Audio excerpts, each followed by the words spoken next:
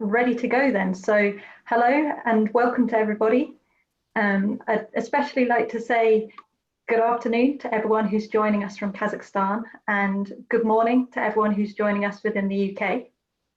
It gives me great pleasure to welcome you to this second webinar in the Research and Enterprise webinar series.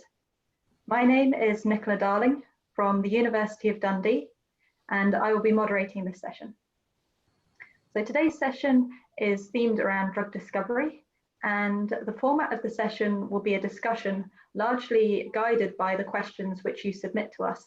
So please do submit your questions. If you're joining us on Zoom, you can use the chat box or the Q&A box, and we can also take your questions on Facebook, so please add your questions there. Today, I'm joined by PhD students from the School of Life Sciences at the University of Dundee. We have Julia, Ryan, Matthew, and Mariana. So perhaps to start, you can introduce yourselves. And I'm also joined by Kim Dale and Carol McIntosh from Dundee University. So Julia, perhaps you could start by introducing yourself.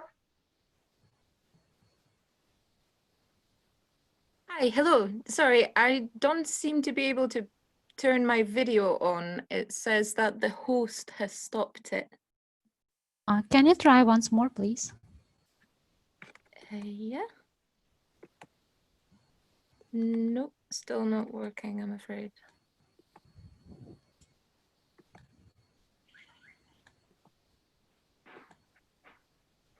Oh, there we are.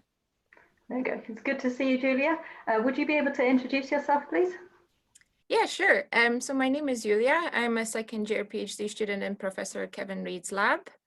And originally I come from Poland, but when I was 18, I moved to Scotland to do my undergraduate in University of Dundee as well. And yeah, and I started doing my PhD in the same university as well. Brilliant. Thank you, Julia. Matthew, are you able to introduce yourself, please? Yeah, so hi everyone, my name's Matthew.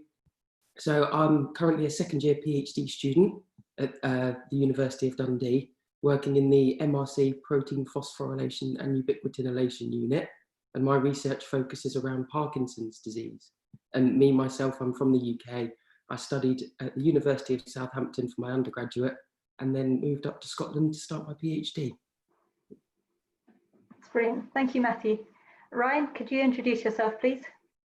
Hi, I'm Ryan Casement. I'm a second-year PhD in Alessio Ciuli's group in Dundee.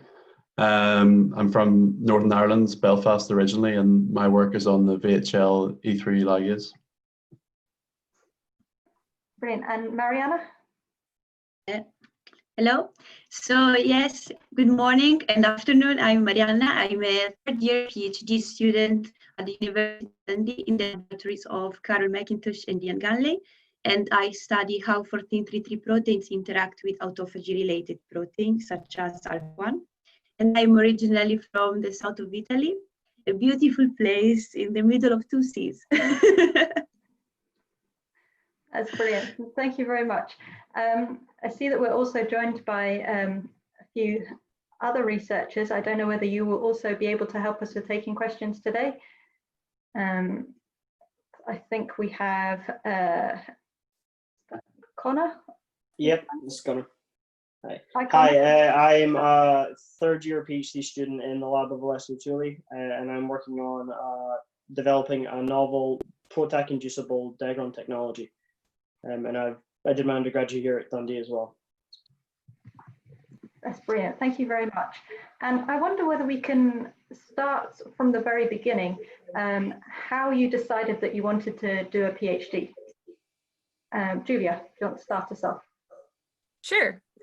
So my answer will be probably quite weird because I never wanted to do PhD in the first place, actually. When I was doing my undergrad in Dundee, I remember taking a parasitology module and being really interested in it suddenly because I found other modules to be a little bit not my cup of tea. But this one I really, really enjoyed. So when I was close to graduating in my last year, I think, I was really sure that I'm going to go straight into industry. I was really, really happy to go into industry and not do any PhD. I wasn't really interested in that at all. But then an opportunity came up, which was PhD in parasitology, and exactly the topic I was interested in. And it was a PhD which was done in collaboration with the industry. So I thought, well, this is a perfect opportunity for me. I applied and I got it. So I was very, very happy about it. Yeah. It wasn't planned at all, but it just so happened. And I'm very happy that it happened because it was an ideal thing for me to do. That's great. Matthew, how did you decide? So along similar lines, really, I've always been really interested in science. I love science, and I've always been fascinated with neurodegenerative disease. So my research looks at Parkinson's disease, which is obviously one neurodegenerative disease. And again, I was quite excited at the prospect of working with industry because my research is collaborating with GlaxoSmithKline, which so it ties in quite nicely. But with regards to doing the PhD, I was meant to be doing a master's and then dropped off the master's to start my PhD because I got offered the position, and it looked like an offer I couldn't turn down because it was what I wanted to work on and working with industry. So ticked all the boxes. Brilliant. Ryan, how about you? Yeah, so during my, so I did my undergrad in sort of chemistry, and I took a 1-year placement when I did a medicinal chemistry placement at GlaxoSmithKline in Stevenage, working on medicinal chemistry, drug discovery. And I think just, yeah, that's the reason I wanted to do it, to see if I wanted to continue in scientific research.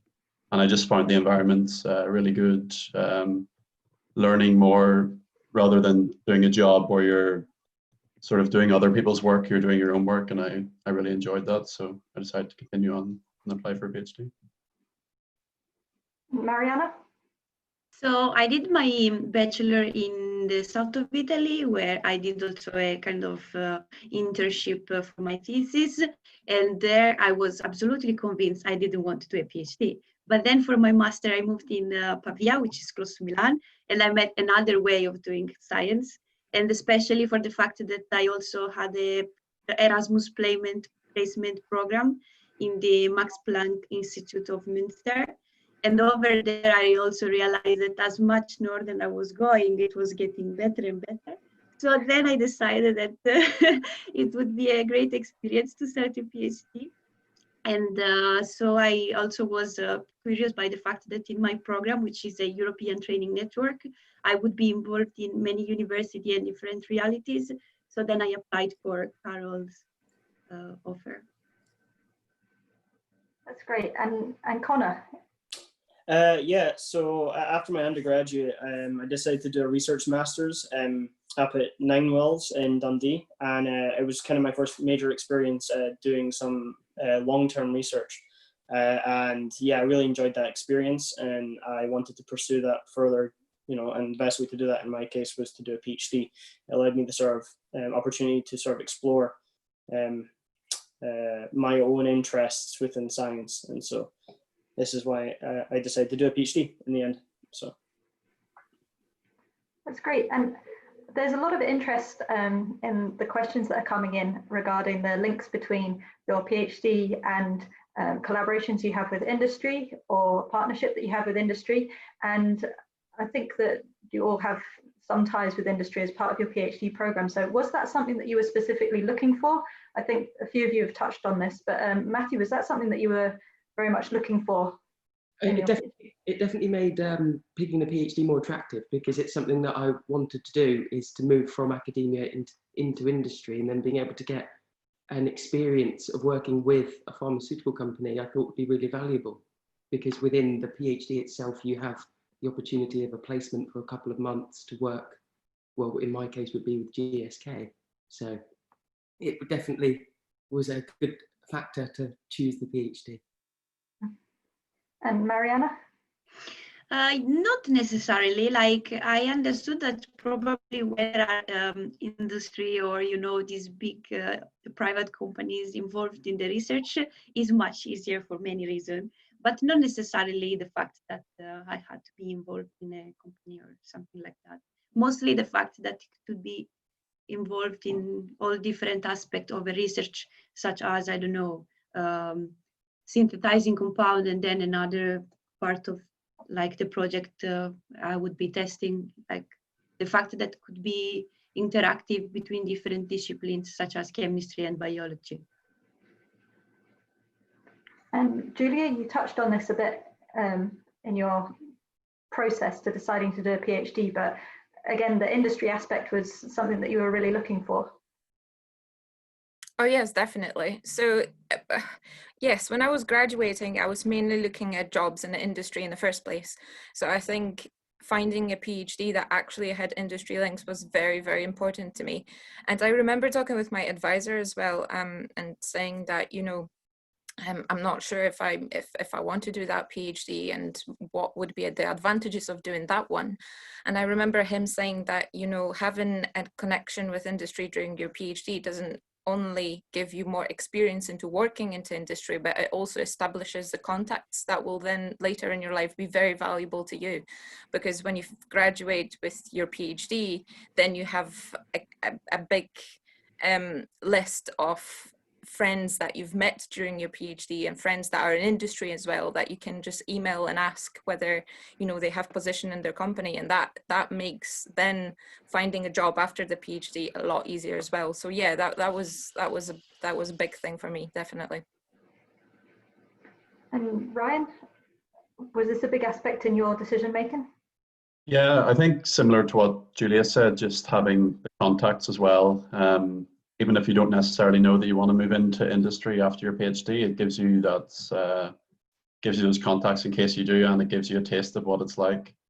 I think in Dundee we're quite fortunate as well, because I was surprised when I arrived, but the DDU is basically run like an industry type unit, so that all the equipment is sort of state of the art, similar to how it would be in industry. So that's really good experience as well. Okay, thank you. And just to clarify, the DDU means the Drug Discovery Unit at Dundee. Connor, how about you? Do you have industry links as part of your PhD? Not directly, but the lab I work with, Alessio, he has some industry links, and I guess from my experience, although obviously I didn't choose my PhD directly because of the industry links, there is a lot of decent collaboration that goes on within that lab, and I definitely, like Ryan said, the access to better technology, and also the tying into, you know, the connections that you would get from the industry is fundamental and is useful, especially coming up to the end of my PhD now, thinking what I want to do next. So definitely, yeah. That's great. So thank you. And that kind of leads me on to the next question, which is, what has the industrial partnership aspect, how has that influenced your PhD? How has that made it different from other PhDs which don't have such a clear industrial link? Mariana. Well, actually, I don't have a really direct link. I mostly collaborated with students performing their PhD in the industry, such as a student. She was having a more pharmacological point of view in the aspect of the project, and she came over for a few months, be trained in more cell-based assays and this cellular point of view aspect, whereas I basically received compound in the point of view of like collaborating with the industry. But I think it, as I said before, it makes nice the fact that you basically interplay different kind of aspects, like you. That from the collaboration point of view, I think it's interesting. Yeah, but personally, sure. myself, I haven't been in an industry or directly collaborating. Okay, thank you. Matthew, how has your industrial tie sort of influenced your PhD project? So, well, we work quite closely with my supervisor. So my industrial supervisor, Alistair Reith, we report pretty much every 4 to 6 weeks on data, but it's quite nice because it provides a new perspective from someone who works on the same stuff that we do. And he kind of brings in new ideas and new directions to take the research, which is away from what the professor thinks as well. So it's quite nice to get fresh eyes on the data that you're doing and the research you're producing, just to get, I guess, fresh experiments and ideas to explore. And also they provide great support and reagents and things that they give you to forward your research. So it makes your research more fast-paced and more focused when you've got two people who are really good at what they do, helping you out with the stuff that you do on the day-to-day basis. So you get the second perspective, but also some access to research tools, which helps to speed up your project. Yeah, yeah. And Julia, it sounded like industry also has a big influence on your project in terms of access to a set of facilities that you wouldn't have access to otherwise. Oh yes, definitely. So part of my project will be actually performed in GSK. I was supposed to go there in April this year, but obviously pandemic happened, so that has been postponed. But yes, a big part of my project is going to be based on work in GSK, whereas they have machines that cost millions and millions of pounds, and this is not the type of technology we have here in Dundee. So this is definitely improving my project. I would never be able to perform something like that in Dundee. So yes, definitely, that's definitely a good aspect of it. Great, thank you. And Ryan, I don't think we've heard from you yet on how your industrial links has influenced your project. Yeah, so in a way, it would be more the contact with my industrial supervisor, like Matthew was saying, fresh eyes and more of an industrial perspective on your project. And then at some point, so it's with Boehringer Ingelheim, I'll do 3 to 6 months in Vienna in their site there. So that'll be good. So it'll give me access to a lot of different equipment. So I can sort of plan a part of my project to do there that will be well matched to the sort of facilities they can offer. So that's really useful. Great, so both you and Julia will have the opportunity to spend some time at the company as well, learning their processes. And so, yeah, okay, that sounds like a really interesting aspect that it's brought to your project. Yeah, definitely. Mm-hmm. Okay, and so how did you apply for your PhD that's linked with industry? Did you need to find the industrial partner yourself? Or was this part of the PhD program that was on offer? Let's start with Connor first. I know you don't have an industrial link as such, but how did you apply for your PhD? So how did I apply? Well, so in Dundee, we have a couple of different programs that are funded by different people for getting a PhD. And I decided to go, when I first started my PhD, I was not entirely sure which lab I wanted to go into. I knew kind of roughly the area of interest I wanted, but I didn't actually know from experience which type of research was the type of research for me. So I decided to do, there's a rotation PhD project, which is essentially the first year of your PhD is split up into 3 different projects that you explore within 3-month periods. And so I chose to do that with the MRC. And yeah, I simply, all you do is you apply online and, you know, you do your typical, you send in your application and why you want to do it. And yeah, there's benefits to both, to this approach. In my personal opinion, I think I really benefited from doing this rotation type project, because I actually ended up doing a joint project between 2 of my advisors during that year. So in some sense, I would not have had that project opportunity if it hadn't been for the fact that I'd done a rotation year. So yeah, that's how I applied. And yeah, and it's a good year to kind of get familiar with the type of work related in doing a PhD and how to actually manage the workload. And so that's what I did. Great, thank you, Connor. Mariana, your project is part of quite a big collaboration with a lot of different partners. How did you apply for that to start with? And was that already established when you started your PhD project? Okay, so I simply went on Euraxis, which is a website where you can filter your kind of choices. So I found it there. And then basically the link with industry was already established, because at the beginning of the project, which involves the European Union, the main partner get in contact with the several universities in Europe and also different industrial partners. So when I applied, it was already established that 5 industry partners and 6 universities were already collaborating, joining, trying to write this kind of common project. So yeah, from the website, Euraccess. Yeah. That's brilliant. Matthew, did you need to seek out your industrial partner yourself, or was this already established, and how did you apply? So it was already established. I think my professor Dario has quite a long-standing establishment with GSK. So it was set in stone before I got there. And with regards to applying, I'm a bit abnormal. So most people do, like as Connor described, the rotations in the first year, but my project was a specific project with GSK that was non-rotational. So I go in and that's the project that I do, which is quite nice because it's exactly what I wanted to do as well. And it had the links. And with regards to applying, as I mentioned earlier, I was meant to be doing a master's, and then I was doing an industrial placement in the summer between my 3rd year, so my bachelor's finishing and my master's starting. And in that year, I came across this project. So I applied mid-August to start in October. So I applied, flew up the week later to meet with the professor, and then the week after that accepted it, and then a month later moved up. So it was a very quick turnaround. I'm not the normal PhD applying route. So that is a very speedy route.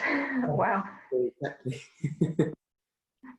Ryan, was your project already with an industrial partner, or did you need to find that yourself?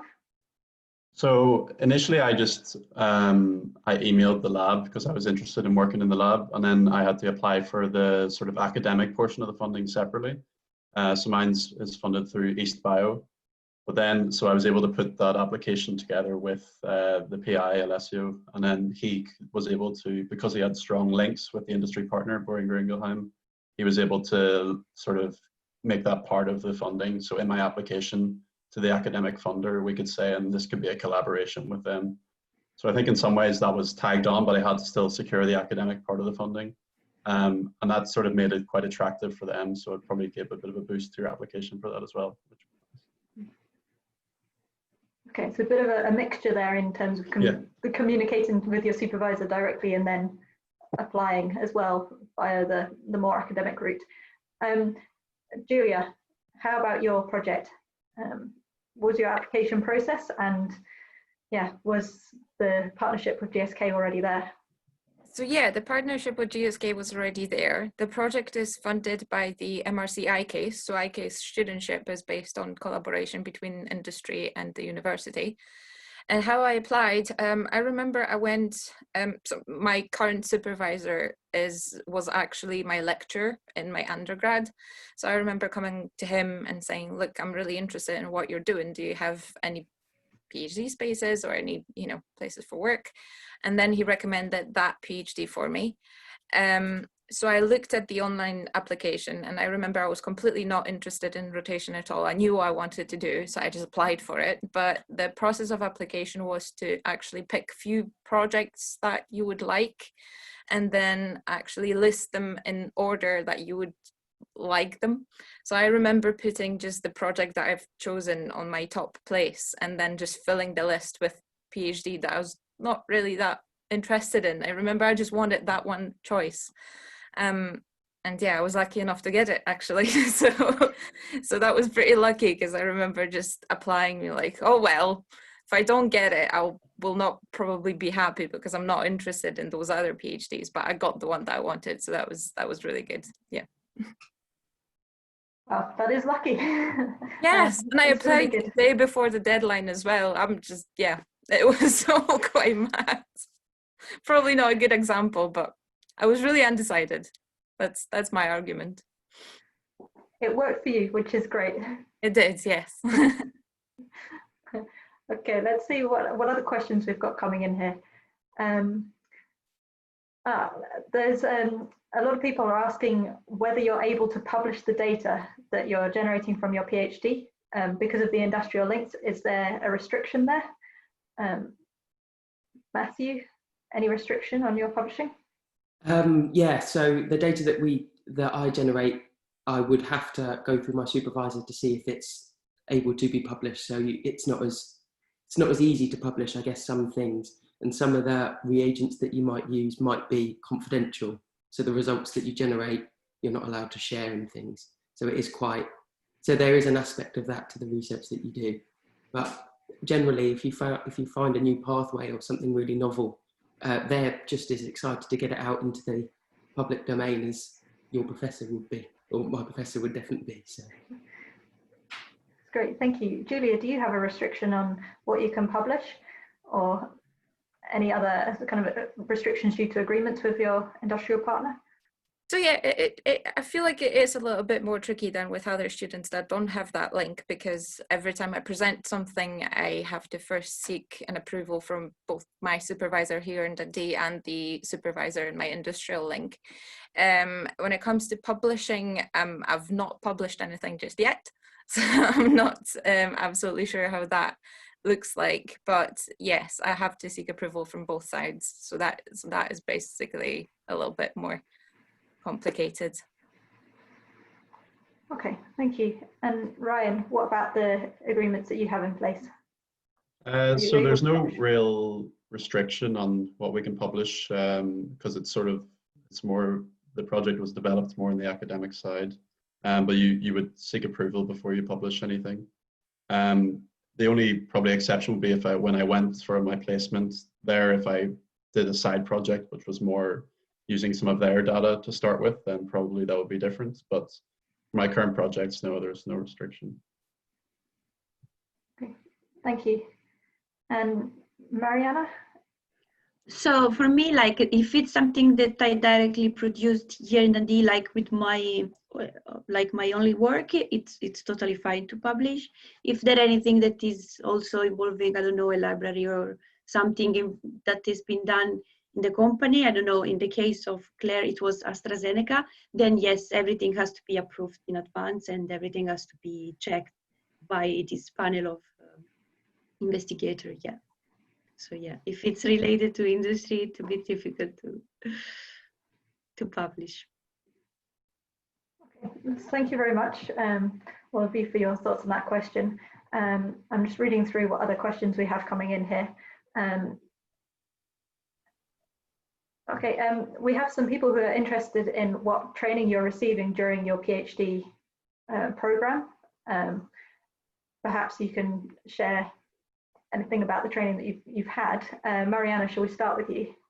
Yeah, so basically, as I said, there were about 6 European universities involved. So basically, we had every 6 months a training week in each of the university. Like, I don't know, there was university in Prague where we were analyzing structural biology from any point of view. So we were receiving kind of classes, full immersion in 1 week, or also in industries such as AstraZeneca or UCB. So there are different kind of, so yes, every 6 months we would have this training week, and then the presentation of our progresses with all the professor and industrial partners involved, with the comments on how we would proceed, or like a suggestion onto the next experiment. So yeah, it was a very nice experience.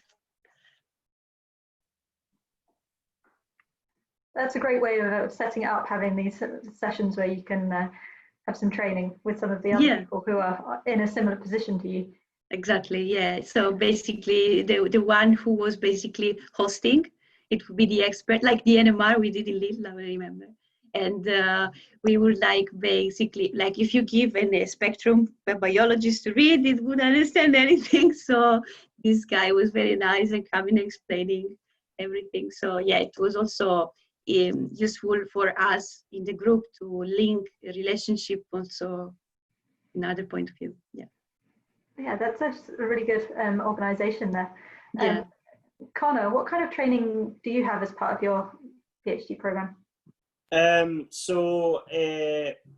because so I think I guess it depends depending on who you're funded by. In my particular case, I'm funded by the MRC, and so I'm entitled to specific training that sort of is directed towards my project. As long as I can sort of substantiate the desire to learn it or the need to learn it, I can go and have it paid for example.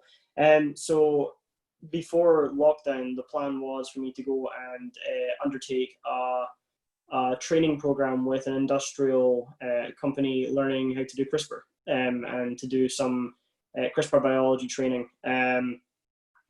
Obviously, with the lockdown, that was sort of scrapped. But yeah, short of that, I mean, the other thing that the university does in general, Dundee, is we have our OPD, or sort of internal training program, where we can do classes that teach us anything from Excel to stats to, if you're interested, I think you can even do things like Seismic, which is a training program for doing statistical work and computer training, computational biology. I haven't personally taken that myself, but yeah, I think it's open to us. And yeah, so, and then in terms of my research, I do go and I get training on the things that I am learning to do at that time. So I've had training on things like more quantitative Western blowing techniques and various other projects I'm doing. So yeah.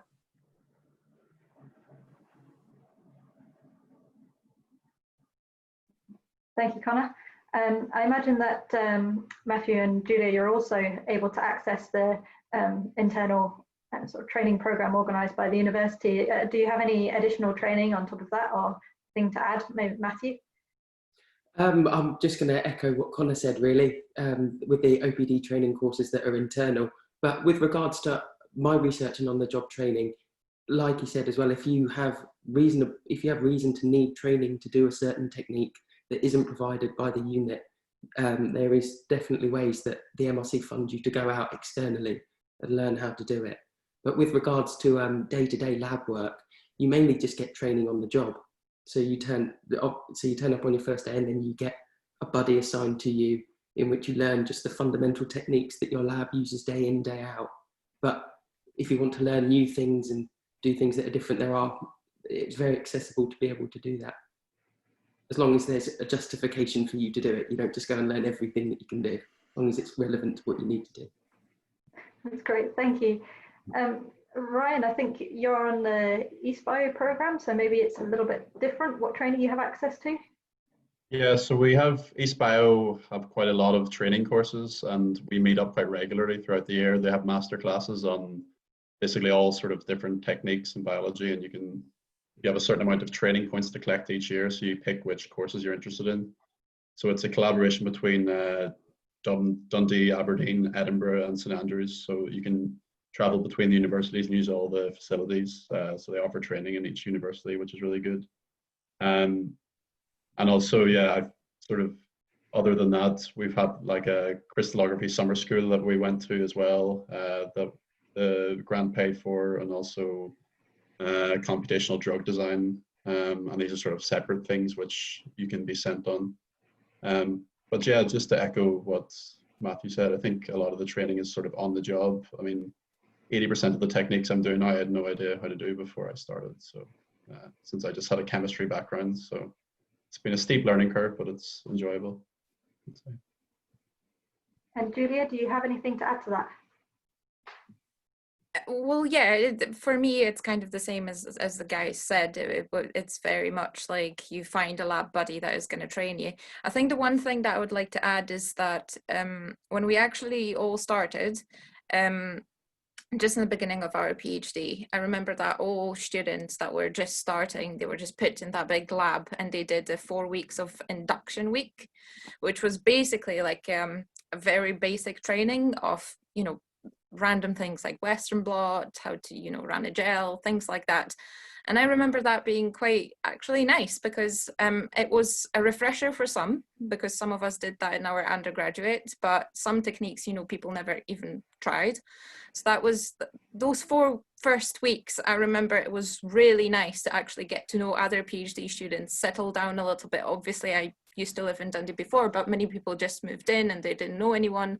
So it was not only a training in lab techniques, but it was also meeting other people, which was very, very nice to start your PhD. So yeah, I would just like to add that. That's great, thank you, Julia. And that kind of links on quite nicely to the next question, which has come in about what kind of social opportunities and activities you can engage with as an international PhD student coming to Dundee for the first time, or to any university for the first time in a different place. Julia, I think you touched on this a little bit, so maybe you can start us off about what kind of social opportunities there are.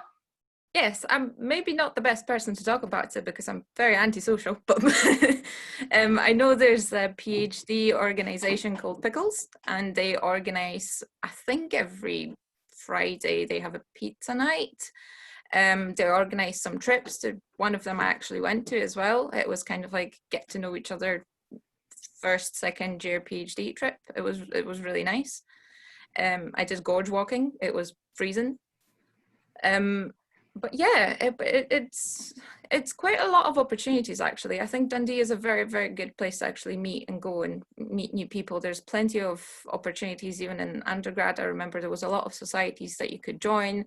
So yeah, Dundee is a very good place to meet new people, definitely. Thank you. Matthew, can you comment on the social opportunities outside the PhD program? So outside the PhD program, I agree that Pickles is brilliant. Pickles is a society that brings all the units together. So you look at the School of Life Sciences and it's this really large building, but it's made up of different units. And you can feel quite secluded sometimes that because you work in your unit, you get to know everybody within your unit, but not within the whole school. But having these events, so it's the last Friday of every month, they usually have a pizza night. So we sit in the atrium, which is the large social area in the building. And they bring down pizzas and then all the students sit around and eat pizza. So it's quite nice to mingle with people that are one outside your unit and two working on things that are quite unrelated to what you work on. So it always strikes up an interesting conversation. But outside of the lab, I've joined a society at the university. I've joined the Golf Society because I'm quite a keen golfer. So that's quite nice to have. So I play golf with the students a lot and have the social side away from the science, but again with like-minded students. So it's, yeah, I've got a bit of both. And is that mostly an undergrad organised society? Yeah. So for everybody? It's student organised, and obviously being a PhD student, you can be part of it too. And everyone bar me, I think, is an undergraduate or a master's student. So it is just one that's run by the University of Dundee. But it's great because you've got people. It's a very large society and it's really nice to mingle with people from all over. So it's good. Thank you, Matthew. Ryan, do you want to comment on the social activities? Yeah, so I just echo again that Pickles is really good. The sort of yearly trips they put on, they take you out into the Highlands of Scotland. That's good for meeting people. As well, I think they have dodgeball tournaments. Our lab are currently champions. And yeah, I think just there's a good social aspect around the place. Like a lot of the groups are quite big as well, so there's a lot of socializing within the groups, and then the stuff like Pickles is more to socialize outside your group with others. And then there's plenty of societies that you can join as well, the same way an undergrad would be able to join. So there's that opportunity too. And Mariana, any comments on the social side? Yeah, I agree with the guys, and also, yeah, the fact that this is quite small city, but really universitary.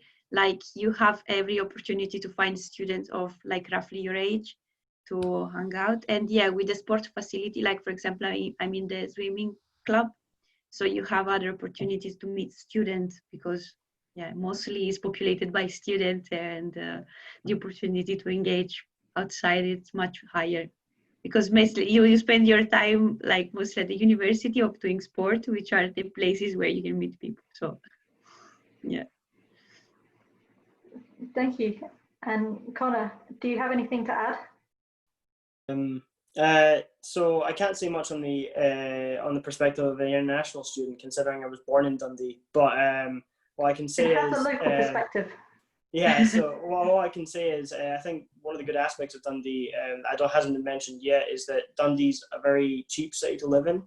And I think that really does play a big role as well, because Dundee has, I would say, quite a fair sort of pub atmosphere, a lot of restaurants as well. And I think it gives us a lot of opportunities to go out. I think the labs themselves tend to have quite a lot of social engagement outside of the lab. And obviously pubs are being around, that's quite a common occurrence.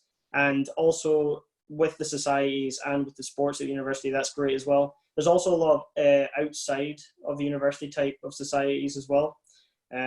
So, you know, you can do anything from fighting to sort of badminton or whatever. And yeah, it's Dundee's great for that. And obviously, given the low cost of living, there's always plenty of opportunity for you to go out and do things and go to the cinema and stuff like that. So yeah, it's definitely a very social city. So I really enjoy living here. So yeah. That's great. Thank you. Exactly. You can save a lot of money to spend in the pub, basically. Yeah, definitely.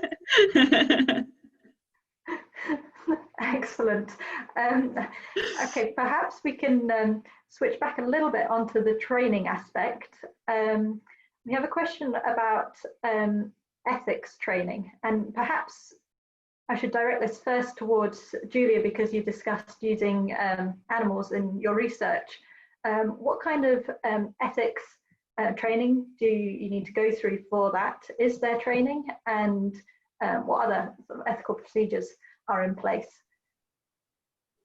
So I'm in that very good position that I work with animals, but I don't actually have to physically kill animals myself. I have people to do it for me. That sounds even worse, but I didn't have to go through all the ethics training. I've had a little introduction into animal facility, how to, you know, behave and how to be around the animals. So I know some procedures. I know some things you should do, some things you shouldn't do. I know quite a lot because I'm working with people that are actually doing it. So, you know, the whole how to kill an animal in a humane way with all the regulations. I know how to do all the paperwork, how many papers you have to sign before you kill an animal, how many things you have to do. So I know all those aspects, although I didn't have to personally know it myself. I just know it from the experience of, you know, working with people that are actually doing it. But yes, that's it really. I didn't have to do anything just because I don't physically work with them. Yeah. Okay, thank you, Julia. Is there anyone else who can contribute to the ethical discussion? Anyone who has access to any materials? No. Perhaps I can help with this question a bit as well. So before you start a project, which may have an impact, for example, using animal tissues or materials from patients, the project itself goes to an ethics board, which consists of members both of the scientific and academic fields, as well as non-academics who will review the project and consider the ethical implications of the project. And you would need to justify to them why you think that the project will be beneficial, and weigh that against the costs. And you'd also need to go through a formal process with the UK Government Home Office, who will need to provide a license to you to carry out the project, and the individuals who are actually doing the project as well. So perhaps the colleagues that you're working with, Julia, will go for a formal training.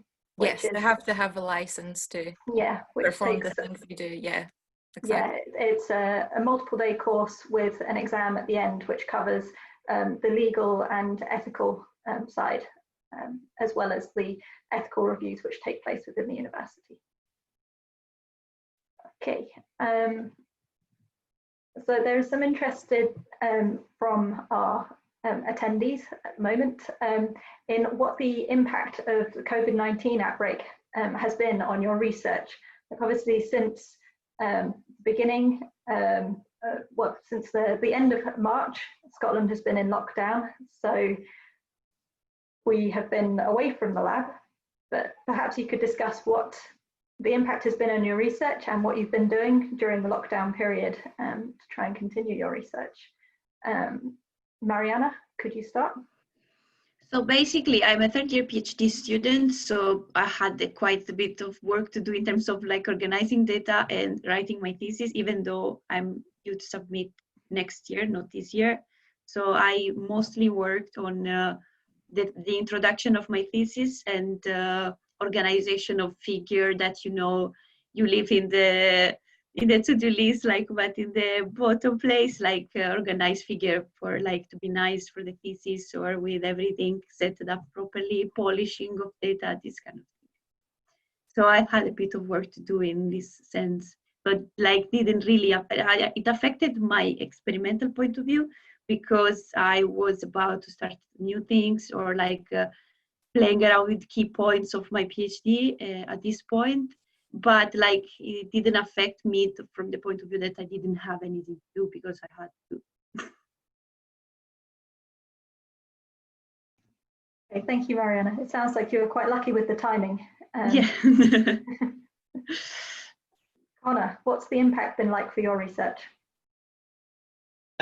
So I would say very much like what was said before. I had to abandon some of the research I was doing prior to going off, and that has had some sort of negative impact on my research. But yeah, in terms of what I've been doing, I've been doing basically the same thing. I've been writing most of my, because again, I'm early third year or just starting third year PhD student now. So I basically have written everything I can to this point about my introduction of my thesis and starting to write my results section. We also helped publish a book chapter as well, so we were busy doing some other writings whilst I was doing that. But yeah, basically the last 3 months has just been a sort of writing block, which has been interesting. But certainly now that that work's done, hopefully we can get back to research and things will just move a bit faster now. So yeah. Okay, thank you, Connor. Matthew, what kind of impact has this had on you? So again, obviously we couldn't be in the lab to keep doing the experiments that we wanted to do, so you take a step back. I've been doing some thesis writing, but a lot of reading as well, just reading around the topic that I do. And even not the topic that I do, but just the experimental techniques that they used. Because sometimes when you're in the lab and it's 100% go, you don't take a step back to really look at the results that you have and think up new experiments that might be able to target the question that you're trying to answer. So in that regard, it's been quite good that I've come up with lists of experimental ideas that I've gone through with my professor that I want to go back and then start looking at. So it's been able to put a good perspective on my work, to almost hit the brake and just look at what you've done and what there is left to do. So it was. But I am very excited to get back now. It's been long enough. It should be good to get the experiments going again. Excellent. It'll be good to be able to return to the lab again soon. Yeah. Julia, how has this impacted your research? Yeah, quite a bit. I definitely agree with Matthew that it gave me time to catch up actually on new literature that has been published recently, and kind of have a very blunt look at your research and see without stress of, oh, tomorrow I'm doing that, today I'm doing that, into what actually you are doing. So that part was really good. The same as everybody else, I've been trying to write my introduction, write down all my methods, but my research really stopped. And I've been talking with my supervisor about that, because in my situation it is quite tricky, because some of my experiments take months to set up. Just like just before the COVID started, well, a little bit before the COVID started, we infected 6 mice, and it takes months to establish the infection. So now I'm not only losing, these 3-4 months, I don't even know how long it's been, 3-4 months that we have been in home, but I will also lose more time when I'm back, because I have to start from the beginning. So that is quite tricky, and it's impacted my research quite a bit, but I'm sure I can get back on track when everything goes back to normal eventually. Oh, fingers crossed on this one, that we can get back on track fairly quickly. Ryan, what kind of impact has it had on your research, and what have you been keeping busy with during the lockdown? Yeah, I get it has a big impact, I guess, for everyone's. Everything sort of grinds to a halt, but as people have said, it's quite nice to be able to take a step back and see where you are. Because usually you don't get the time, you're just trying to do the next experiment every day, and then there's a lot of stuff that you put off for a very long time, like writing that you have to do, writing up experimentals. That's been good. I'm in the same lab as Connor, so we've been writing this book chapter, which is done now, so that's a nice thing to have. If we were writing that at the same time as being in the lab, it would have been quite stressful. So, and as well, I've been doing some sort of computational modeling for drug discovery as well. So we've got this new software. So I've been learning how to use that. So that's been quite useful, have time to do that. But yeah, obviously all the experimental work stops. It's going to slow you down, but you have to sort of make the best of it, I guess. This is really a challenge to keep being productive during this period. Could you comment on what kind of support you've had from the university during this period? Let's start perhaps with Matthew. The support from specifically from my supervisor has been great. We keep in touch a lot. We go through the results and then the experimental ideas that I come up with from the reading that I'm doing. And the manager of the unit, and other people in the School of Life Sciences have all provided support and support lines to help us, especially if you're someone who's isolating because of the COVID-19 pandemic and you're on your own, because that can be quite lonely, I guess. But there's been great support there and points of contact for our well-being as well, because that's been put right at the forefront throughout all of this, which is really good from the university. Thank you, Matthew. Connor, do you have anything to add? No, just like Matthew said, yeah, there's been support not only from, well, obviously having two PIs, I've had double the support than most, but yeah, basically one-to-one contact all times. We also have had some help in terms of there is mental health support that's been put out for those that may need it. There is a constant checkup, and we've had lots of opportunities to voice our own concerns and whatever we're facing individually. So yeah, it's not like we've been on our own, isolated and like an island for the last 3 months. There has been a lot of contact that's allowed us to keep going and to be informed. I think that's the most important part, being informed about things going forward with the university. So it's been a lot of that going on. Thank you. Mariana, did you have anything to add? Mostly, as the guy said, like I had some support from my two supervisors, but also from the school. We have also this PhD admin team, which was like every month in contact and try to get information if we are okay, how we are coping with this, and if we need anything. They were super like open to support us in any aspect, like experimental or like mental health or anything else. So, yeah, it was good. That's good to hear. Ryan? Yeah, really just the same sort of stuff, just keeping in regular contact, making sure everyone's okay. More regular meetings with your PI to make sure that you're sort of progressing, but also that you're feeling okay. But yeah, just the sort of the same stuff, really. And Julia, do you have anything to add on this?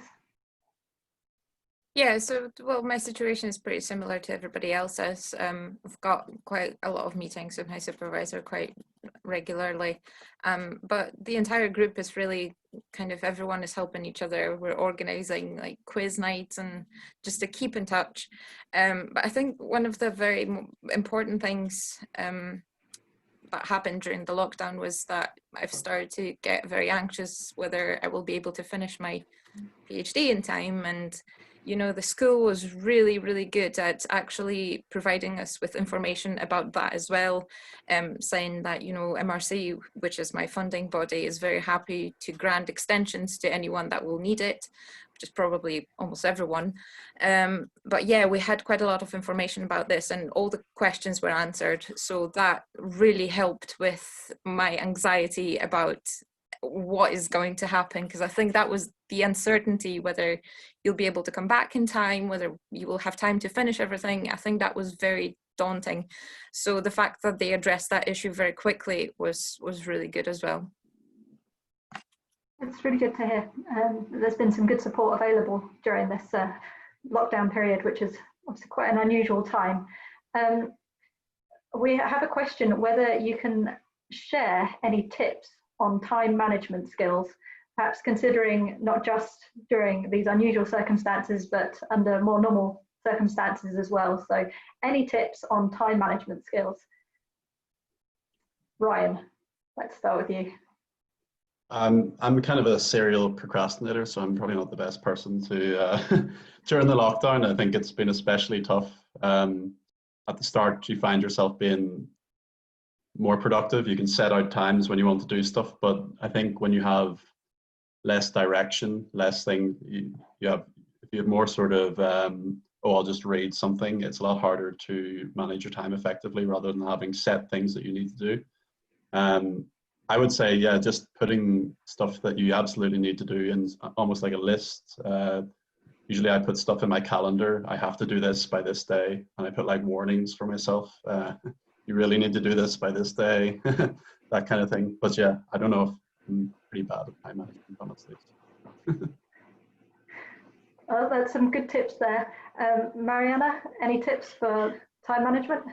So I'm also a serial procrastinator, unfortunately, but yeah, I think especially with this time, because also for the restart, we will have a bit of like restriction in terms of like how many people in the bench or these kind of things. So the technology supports us in this term, because we will have to book everything online and be sure of every step of our day what we are doing. But in general, I think it's useful, especially for a PhD, to sit down at the beginning of the week with your supervisor and say, I'm going to do this, this, and that. And if we agree, or like how to handle in the week, and then, yes, do a list or a kind of calendar. Like I find it very nice and useful, this kind of week planner, that you have basically everything set in your week and everything you want to do. Of course, with the flexibility that you can apply, but yeah, to start the week knowing already what you're going to do. Yeah. So between writing lists to prioritize what's the top task to do and planning out using a calendar, we've got a couple of good tips here already. So Connor, can you add anything to improve our time management?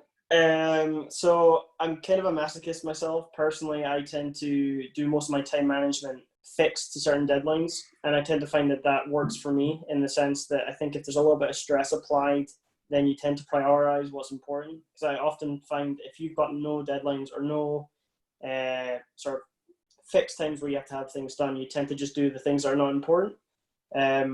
But yeah, I mean, I would just say try not to leave things too late. There's only so much you can leave so long, and a PhD is not one of them, essentially. Thesis writing especially. So, but yeah, I guess just try not to leave everything to the last minute is my best advice. It's the advice I rarely listen to, but you should do it, basically. Thank you, Connor. Matthew, any time management tips? Yeah, I agree with Connor a bit. It's about not leaving things to the last minute, but that makes me a hypocrite because I do the same thing. But I think the key really is in planning. So sometimes you get like overwhelmed with lots and lots of things that you need to do, but to have a day where you set out the key targets that you want to hit that day.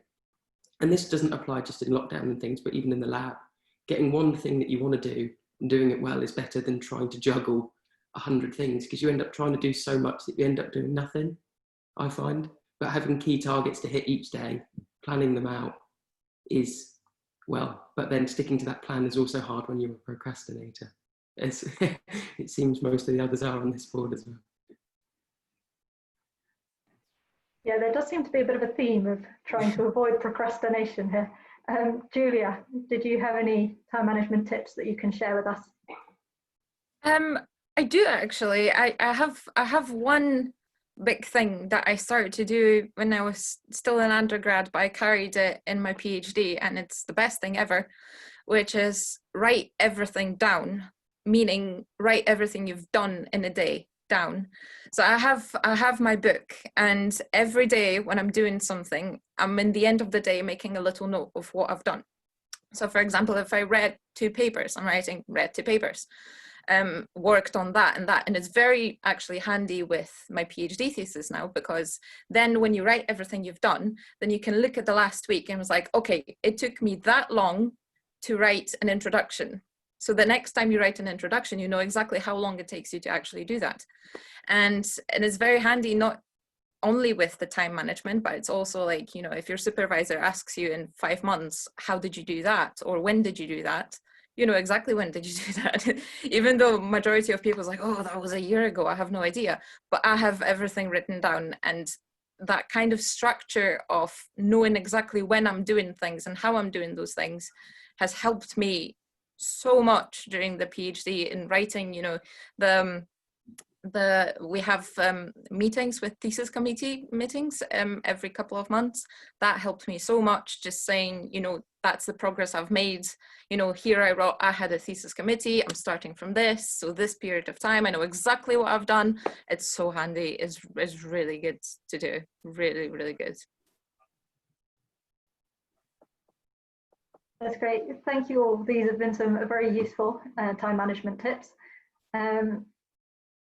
Okay, I'm just going to have a quick look through the other questions that we have here.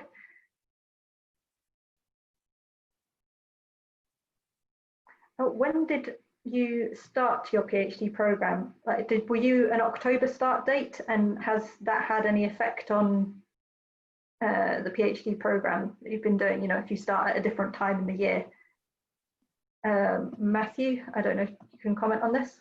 Yeah, so I can actually. I started at the start of October because, as I said earlier, I applied quite late and then started late because I needed a month to actually move myself up to Scotland from down south. But what I did miss out on was, I believe, I can't comment because I didn't go, but I believe when you first start, you have this retreat with all the new starting PhD students. And obviously being a later starter, that I did miss that. So that was quite unfortunate because you missed the induction and the chance to meet people from the get-go, if you know what I mean. But over time, I've introduced myself to a lot of people and I know them now, but it would have been nice to be put with the like-minded new starting PhD students, because I believe that's in September, but I can't comment any further because I didn't go on it. So if anyone else has comments. Thank you. Julia? Yeah, so I started in September, and that was the whole month of induction when I spent a lot of time with other students and we all became really good friends. So yes, that was really nice. I'm sorry you missed it out, Matthew. But yeah, it was a really good month to get to know each other. It definitely impacted me quite a lot, because even now we still have a WhatsApp group where we communicate regularly. So we know what's going on in other labs just through other PhD students. It's really, really handy. So starting as a group at the start of September meant that you were creating connections with all of the other students. Yes, it's much easier to start as a group than to start as an individual, I'm sure. So that had a massive impact, yeah. Matthew, perhaps it took you a little bit longer to connect into the group because you started a little bit later, but were you still able to connect up with other students? Yeah, no, exactly. I connected up, made friends, I guess, with a lot of the PhD students within the unit, but it was meeting people outside the unit that was obviously a bit more trickier because you don't see them on a day-to-day basis. But this is where having things like Pickles comes in handy, because these events that are put on for the whole school allow the whole network of PhD students to then mingle and become friends. But you're right, it took a bit longer, as you can imagine, because I wasn't in the induction with them. But I don't think it's held me back now. It just obviously it's a slow burner, isn't it, when you're not there at the start? Sure. Thank you for sharing that. Ryan, when did you start and has that had an impact? Yeah, I started in September, so I had the same sort of month of general induction, and that was good, just to meet everybody, to make friends, just to get your bearings. But I think if you start later, it might take you a bit longer, but you're still going to integrate well. Like we're quite good friends with somebody who started in February. We don't hold it against them, you know. So yeah, I think it probably gives you a bit of a head start, and it's nice. But you know, I wouldn't worry too much if you happen to have a different start date. You'll integrate just fine. At different universities might be different the way they run their PhD programs as well. This is relevant for Dundee. We tend to get a lot of their applicants come in September, but I guess it just depends on the program as well. Thank you. And Mariana, did you have anything to add? I also started in September, and I experienced the same as the guy said. So I pretty much agree with what they said. Yeah. Thank you. And Connor? Yeah, so as far as I can remember, I think it was September. I did the rotation, so but yeah, something I don't think is mentioned before. Yeah, as Matthew said, and there are other avenues if you start late. And I think one of the ones we forgot to mention is that we do a retreat every year at CREEF. And I actually think that was really key in establishing some meetups that I had met before. For instance, I met Matthew actually at CREEF a couple of years ago. So yeah, and it's not the only one that we do. We do a few others. But yeah, there are other opportunities. But like you said, if you start in September, that's when everybody is doing, like you get paired into groups, for example, for that first couple of weeks. And so you actually establish friend groups, and then you're doing all the same collective thing. So there's always an opportunity for you to have sort of shared experience. So obviously missing that will be an issue, but like I said, there are other opportunities, and there's always, you know, a lecture, you know, there's lectures every day. You can go and see them. That's where you sort of establish yourself outside of your unit or outside of your group if you're do it that way. And pickles are another way of doing it. You know, you've got Friday night, everybody likes pizza, so we all go and get some free pizza last Friday of the month, and that's a good way to meet people that you might not have known before. So yeah. Great, thank you. Connor, perhaps you could explain a little bit more about what CREEF is. Oh, so CREEF is it is the entire research facilities a seminar. It's a symposium where all the sort of interesting new research that goes on within the research facility within that last year occurs, where we present every division presents their own research, and yeah, it's just a very interesting experience. We all go to this conventionally. We go and when it's not a pandemic, we go to the CREEF Hotel, which is slightly far out of Dundee. And it's a 2-day event or 3-day event. And yeah, there's a lot of socializing, both in a professional sense, and after all professional stuff is done, we do a lot of sort of regular socializing. You know, there is a nice meal that we have, and it's a good experience where you can meet people that you wouldn't necessarily associate when you're in your divisions, for example. And it helps you also identify research you might be interested in as well, if you're interested in collaborations and stuff. It's a very, very, very useful thing that we do every year. So.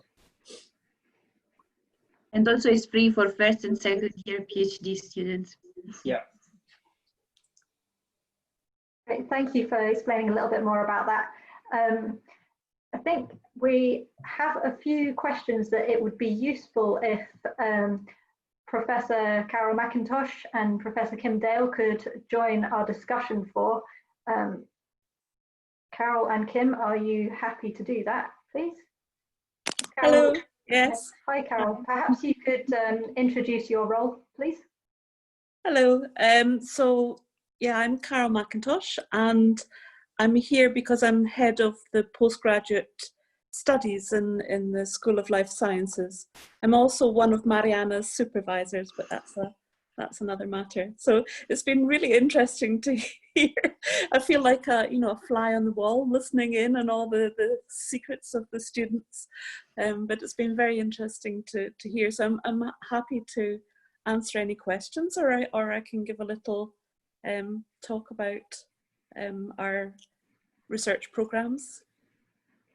Thank you. If we could introduce Kim first, and then if you could talk to us about the PhD programs, that would be great. So Kim, are you able to introduce yourself, please? Hello, yes. Yes, hi. I'll move you onto this screen so I'm looking at the right camera. Hello, everybody. Yes, and thank you very much for giving us this opportunity to speak to you. So my name is Kim Dale, and I'm a researcher in the same division as Professor McIntosh in cell and developmental biology. And in addition to being head of a research lab, I am the Associate Dean International for the School of Life Sciences. And so I oversee sort of our international partnerships across the globe, both at UG, so undergraduate, postgraduate and postgraduate research level. So I'm delighted about this opportunity for us to reach out and speak to you in Kazakhstan. And yeah, and again, I'd be absolutely delighted to take any questions that anybody might have that fall within that remit. Thank you, Kim. Carol, I think you were able to introduce us to some of the PhD programs. Please, could you go ahead? So just to give some sort of overview, in the School of Life Sciences as a whole, we have roughly 165 PhD students, and they are mainly part of individual programs. So we have quantitative and interdisciplinary biomedicine program, which is sponsored by the Medical Research Council. You've heard about East Bio. So Ryan, for example, is in the East Bio, which is a consortium of 4 universities, so Dundee, Aberdeen, Edinburgh and St Andrews, and some other institutes share this student program. We have a fairly large group of students from China who come through the Chinese Scholarship Council scheme. And then other students are like Mariana on sort of one-off PhDs related to a grant or to a charity funded project or a trust. So we like to have students feel part of a cohort, in their own program or partnership. So we have each of these separate groups, but they're all part of the School of Life Sciences as well. So people have allegiances at different levels, from their lab, from their program, from their school and the university. So I have responsibilities for both the academic progression of students and the pastoral side of things. So it's been quite a big job during this pandemic, and I've been really struck by the diversity of students in terms of having different things that they have to deal with as individuals in their domestic life, and having to balance childcare and trying to do research. Others are having a free run at doing a computational project during the pandemic, and they're actually perhaps accelerating their progress. So it's important for our students to realize that everyone's different and each have their own their own pace that they can do. So there's been a lot of that work from you recently. For the future programs, we're going to run induction training programs. They will be quite different in presentation and mechanism, but we're hoping to lay on possibilities for community building as well as academic training in the future. And then there's the plans for re-establishing lab work are fairly far advanced now. We're starting to get a clearer picture of what the new life in the labs is going to be like, and you know, firmer details about this are coming through. There's a lot of work to be done, you know, structural work with these estates and buildings, making sure that our air flows and our routes through the building and all these practical matters are really well thought out. So that process has been going on behind the scenes, you know, so the students should be reassured that everybody's working really hard to try to get things going again. So I can answer any questions if you want. Thank you, Carol, and thank you, Kim, for joining us. So we have a few questions which are coming in about whether the school will be open soon and whether it's possible to apply for PhD programs to start this year. Are you able to comment on that? Yes and yes. The school, of course, has to abide by the guidelines issued by the Scottish Government, and so we're keeping a very close eye on any changes in the progression to a more you know, freer way of working. As I say, the practical matters are really well advanced in terms of the infrastructure, so it's just a matter of you know, now moving on. We have quite well advanced plans in terms of how things might work. What's not quite so clear yet is the timing. I could perhaps pick up a little bit on that one as well, Nicola. I mean, and just to echo what Carol has said, in that, you know, student safety and student support is always has been and always, you know, will be front and center for all of our PhD students as well as our undergraduate students. And our school is split in campus so that the research part and the teaching part are in different locations on campus. And what that means is that the research part, we're actually the first part of the university that's heading back to be open, and we're hoping that that will be in the next couple of weeks. But as Carol says, the piece that we're just waiting for there is for estates and buildings to give us the all clear as to safety being completely, you know, ticked off. But I think, you know, in terms of you know, if Dundee is a destination that you are considering, it's just worth highlighting at this point that, you know, across all the universities in the UK for research in life sciences, we are at #1. And so in terms of facilities and exposure to cutting edge research in this discipline, Dundee's a fantastic destination to think about, and also a well-kept secret, not necessarily known globally for student populations, but hopefully what you'll have heard from the testimonies of our fantastic students today is that they've had, you know, exposure to some absolutely spectacular and exciting research opportunities. But yeah, so I'll hand back. Maybe just to comment in terms of, you know, getting back in business and recruiting for new students. Yeah, recruitment will be open in the next couple of months. We'll be receiving applications for the next year. And I also just wanted to comment that, you know, coming to Dundee, you know, as an international student might be a bit daunting in these times of this strange global situation. Our student support services, we're working with them to ensure that, you know, all the details that we can think of are catered for, you know, so we can advise on everything from, you know, opening a UK bank account when you're not in the UK yet, to, you know, we have facilities for quarantine if necessary, and you know, pickups from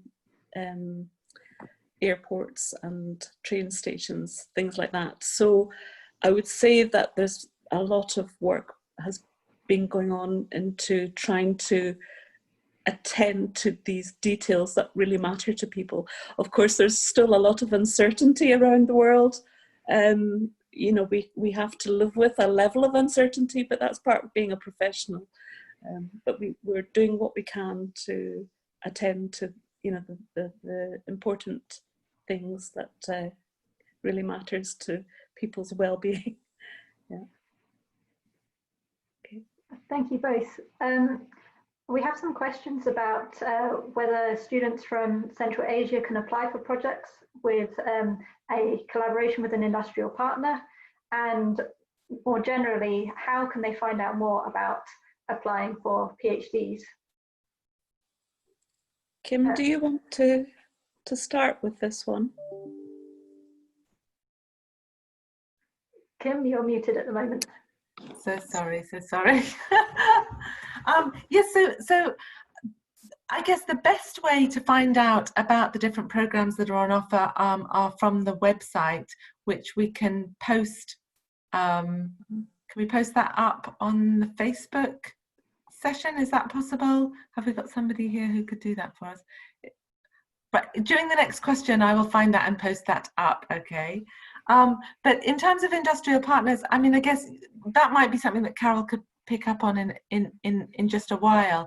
But part of this webinar, I guess, was about sort of highlighting Dundee as a destination for students from Kazakhstan to kind of think of us as a place to come and work. And I think that, as you'll have heard from our PhD students, some of those contacts with industrial partners actually sort of develop organically during the project. So I think that, you know, it's worth probably finding out the area of research that really excites you and enthuses you, and then from there seeing what opportunities there are to take that forward, to look for the relevant industrial links, because this is probably, you know, the most exciting endeavour that you'll ever take part in, but it's also super challenging. So I think the number one important thing to really be sure of is that the area of research that you're applying to is one that really, you know, it's the thing that makes you want to get up in the morning and go and do some discovery science in that area. So I think, you know, the best thing to do at this point would be to probably visit our school website, where all of the different research divisions are clearly laid out, as well as all of the PIs within those divisions and their different research areas. We actually have a research portfolio booklet as well, that I'm very happy to sort of share with anybody that would like to reach out to me by email. My email is very easy to find on the website, so I'm happy to do that as well. So it's a booklet that very clearly lays out our research portfolio interests. And then what you would do is to go to the PhD website and then apply through there to whichever program it is that most interests you, and you can apply to more than one. Carol, I'm going to hand back to you to just clarify that. Okay, so our applications for the, you can always at any time send an email to express an interest and ask to be kept informed about opening times for applications. So our applications will open probably in about 6 weeks, 8 weeks time. And what you'll find on the PhD School of Life Sciences website is a big button that says apply now.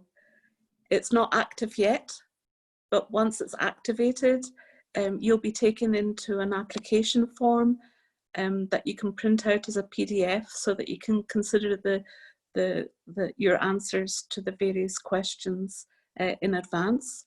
So you can really be guided by the application form, and if you have any particular interests in working with industry or particular supervisors or whatever, you can have an opportunity to state that in the application form. So yeah, just be guided by the process, and once we receive the applications, then we start a process of matchmaking, you know. So we have a good knowledge of what's available, and we have a form that you've filled in about your interests, and then we start this matchmaking process. Thank you very much. We have a related question about whether there is a PhD program for executives or a professional doctorate scheme, whether they are eligible for the PhD program. Yes, in the university, actually almost all of the schools have a professional doctorate scheme, but not School of Life Sciences at the moment. However, that's simply because of our area of research doesn't tend to be something that, you know, has been thought about in this context in the past. But if someone has an interest, again, they can apply and explain their interest in doing that type of doctorate, and we're always open to be flexible. But there's an established what we call a prof doc scheme within the university, and it wouldn't be a huge difficulty for School of Life Sciences to join that scheme. We just haven't had occasion to yet. Okay, thank you, Carol. We've had some people contacting us to see if there is an opportunity for self-paid internships, for example, for 3 months to a year for Kazakhstani students. Can you comment on that and who to contact for that? Yeah, yes, we have. It's fairly informal, so it's run through the PhD office. But yes, we very often have individual students coming for visits to individual PIs. Usually what happens is that there's a connection or collaboration established between the visiting student and the principal investigator first. You know, so there would be some one-to-one agreement made, and then there will be a more formal, you know, application and welcoming into the university. We don't charge fees for such visits, other than a token fee that is paid by the school. Thank you very much, Carol. It's sort of related to that. We've had some people contacting us about opportunities to collaborate with people within life sciences. What's the best way to try and initiate a collaboration? And is it possible to do student exchange, for example? I'm not sure. Actually, I can't give definitive information right now on what's happening with the Erasmus scheme, for example. So the Erasmus scheme is such an exchange scheme, and there's an Erasmus website. But so I'm not sure exactly of the status of that right now, because of the pandemic conditions. But again, I would say if somebody has you know, a fairly clear idea of what sort of collaboration they were looking for a short-term visit, then they should contact directly the person that they would like to collaborate with. Or if it's something to do with technologies, we have within the school, we have a centre, well, it's called CAST, Centre for Advanced Scientific Technologies.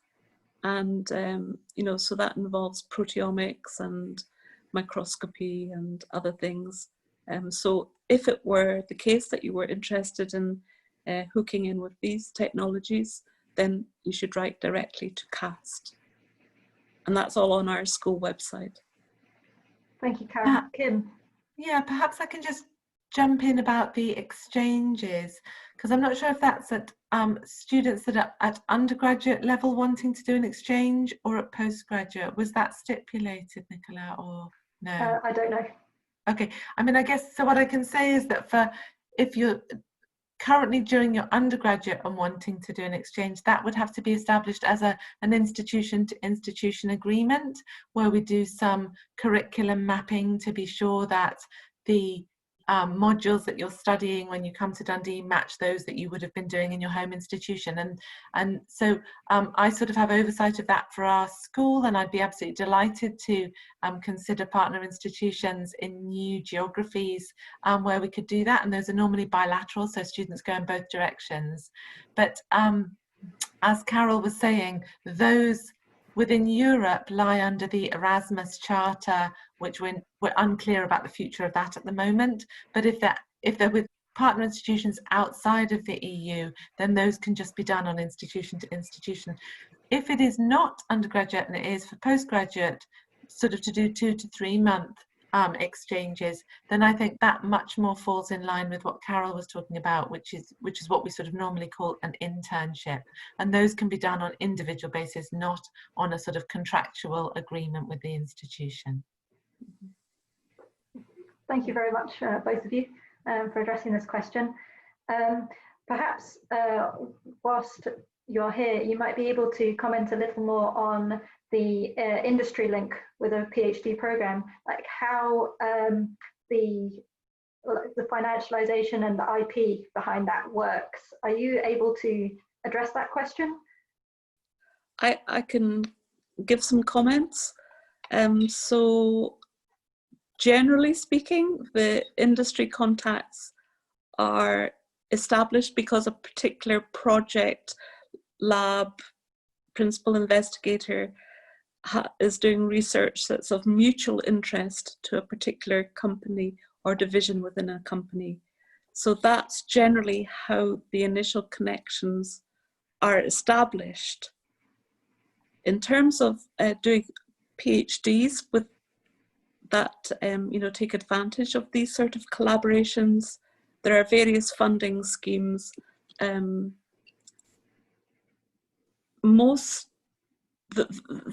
the most part, PhD students join something called an iCase project. iCase projects at the moment are mostly only open to UK and sometimes more international, but mostly UK students. But for international students, any of the students that join, for example, our Chinese Scholarship Council scheme or other projects, if there's an established collaboration already with their PI, then there are various ways and means for students to become part of that on a sort of case-by-case basis. So there are established collaborative funded collaborations, and then there are the more ad hoc ways of doing it. Sure, that's great. Thank you, Carol. I'm just going to have a quick check in case we've missed any of the questions here.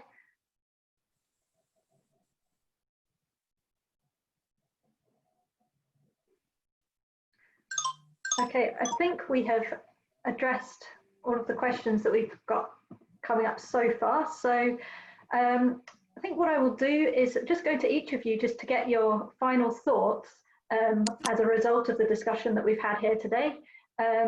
Matthew, any final thoughts that you'd like to share with us?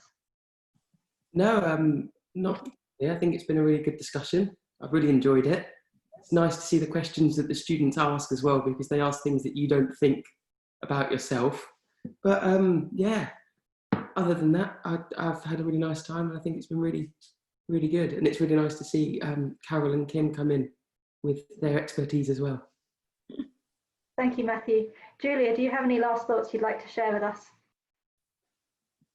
Well, I would just like to say to every student that was actually listening to, try things and apply for things that you think would be interesting. I honestly cannot be happier to do that PhD, and I think it changed my mind in so many ways as well. I always thought that I would do PhD and supervisor would tell me what to do, but it's so much more than that. There's so many things that you can do by yourself as well. And I actually wanted to mention it regarding the collaborations, because I not only have link with industry, but I also was struggling to get the microscopy side So I decided to ask my supervisor whether I can find someone that could help me, you know, a different place, a different institution that would have the microscope I need. And he completely agreed. So I started establishing my own collaborations. I just started bombarding people with emails saying, look, I need that microscope. Your institution has it. Would you like to collaborate? And I actually found a place that I agreed for the collaboration. And now we're ready to, you know, ship my samples to that place. And so, yeah, so there's so many opportunities to do things yourself and not relying on people higher up that, yeah, just go for it. That's all I need to say. Great, that's a great message, Julia. Thank you. Mariana, do you have any thoughts that you'd like to share with us as we close the session? Well, as Julia said, I think that everyone should be like really trying to explore and like trying to move. I think it's very important also for our like growth to travel also miles away from home, because also during normal conditions you can travel easily from the UK to any part of the world. So I would really recommend to think about like traveling and explore university abroad, because it's really important for your personal education. And also, like, if they have any question, they can email us, like we indicated our emails in the presentation. So we're happy to answer any specific question that they might have. Thank you, Mariana. Connor, your final thoughts, please.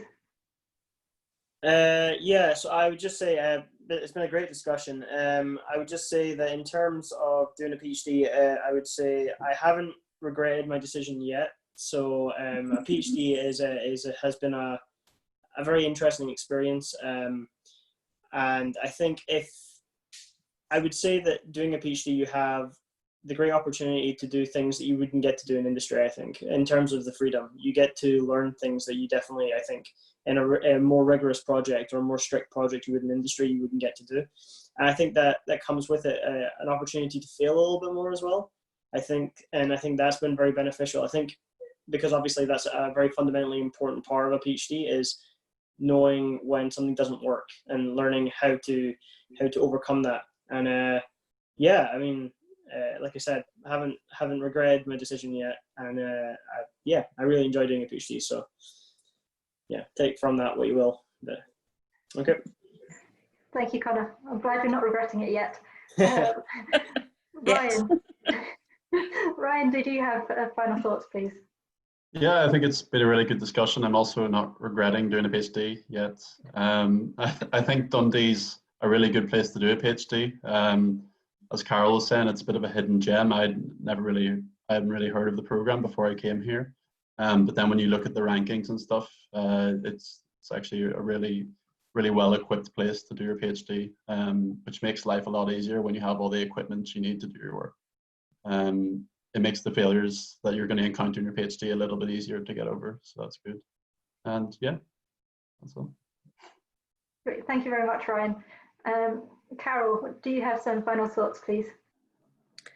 Just reach out if you have any interest. Then look on our website, and there are plenty of indications there of how to contact us. So yeah, thank you, Carol. Good to hear from you. Thank you. And Kim? I mean, just to sort of echo what the students have said, you know, this is like one of the most exciting adventures you can go on.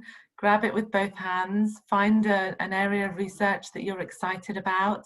Hopefully that'll be one in Dundee, but wherever it is, if you're unsure about whether this is something to do, I couldn't recommend it strongly enough. Thank you. Thank you. And so just to remind you all, if you haven't seen, each of our PhD students has recorded a short presentation outlining their research, and that's available on the Kazakhstan PhD Association in the UK website, as well as on Facebook. So do check those out if you haven't seen them already. I'd like to thank all of the panelists for contributing to our discussion today, and I wish you all the best for continuing your research. Thank you to the Kazakhstan PhD Association in the UK for helping to organise this session, and to all of our attendees for contributing your questions and really helping with the discussion. So please join us again on Monday, where we'll have the next webinar in this Research and Enterprise series on emerging technologies in healthcare. I do hope that you'll be able to join us there. Okay, thank you, everybody, and that's it from us here today. Thanks. Thank you. Bye. Thanks. Bye. Thank you. Bye.